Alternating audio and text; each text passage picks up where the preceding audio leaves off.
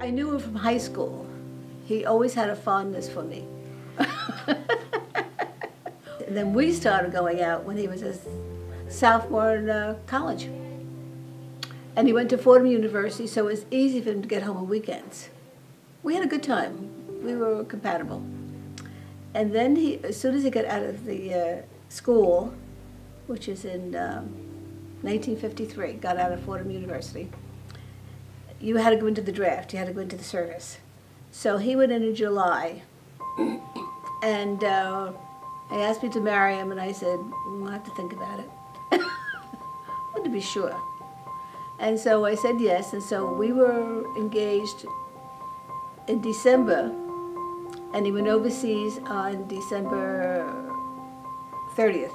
So he was overseas for almost 2 years. And we come, and he wrote fantastic letters.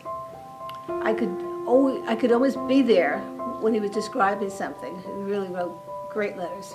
Before he got home, we planned to get married in August because he wanted to teach. And he didn't have a job yet, but he was going to teach.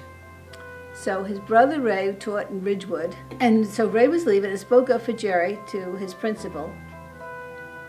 And she said she would see, so she interviewed Jerry and liked what she saw and hired him. And he loved teaching, and he was a good teacher, and the kids liked him. He was a math teacher, he was an administrative assistant in Ridgewood, and a principal of a middle school. But I just said Jerry was ambitious, but he wanted to try new things. So he wanted administration. So then from there he went to be a superintendent of schools in Cliffside Park. And that was a very political school, but he passed the first budget. People voted budgets down in Cliffside Park. They wanted to hire someone that he didn't think was qualified, and he didn't do it, so they took his power. The president of the board came in and said, Jerry, I hate to do this, and you're a great guy, and I really like the job you do, but we're going to strip you of your powers because you don't hire this guy that we want. And that was a big case with the council and everything else. But he did win. He did win that one. But then he thought he better leave.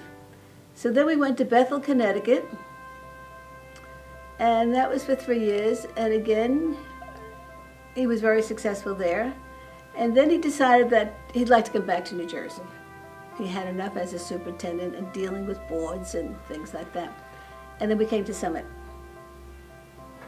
And again, he was assistant superintendent, and that was abolished. And then there was a principal opening, and the superintendent said, I'll put you there as an interim because I just want to think about it. So that really started his career at Summit. He ran a good school. He was a good educator. He was very fair. If you did something, he let the punishment fit the crime. And he was always, every morning, he used to go to classrooms. He told the teachers the kids are just supposed to do their work, and he would go in each classroom, put his thumbs up. In other words, have a good day. Besides, in the morning, he used to be out there, waving to the parents, saying, goodbye to your children. They're coming in here now, and you don't have to come in. And the kids respected him.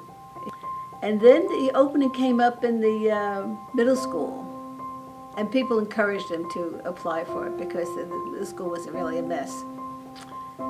And he went there, and again, it was successful. He still went to every classroom every morning. Teachers had a voice. They wanted to do things. They would listen. And also, when he retired, he went to interim principalships. That's when they didn't have a principal, and they would hire someone till they hired a principal. And again, he was very successful. He always said education is a circle. It's always coming around. And you just don't stop. But there's always learning to go on. So I'm very fortunate that I had a good husband who loved me, was proud of me, who taught me. And we grew together. We learned together. And it was a good life. And I'm very proud of what he has accomplished. I'm a very lucky person.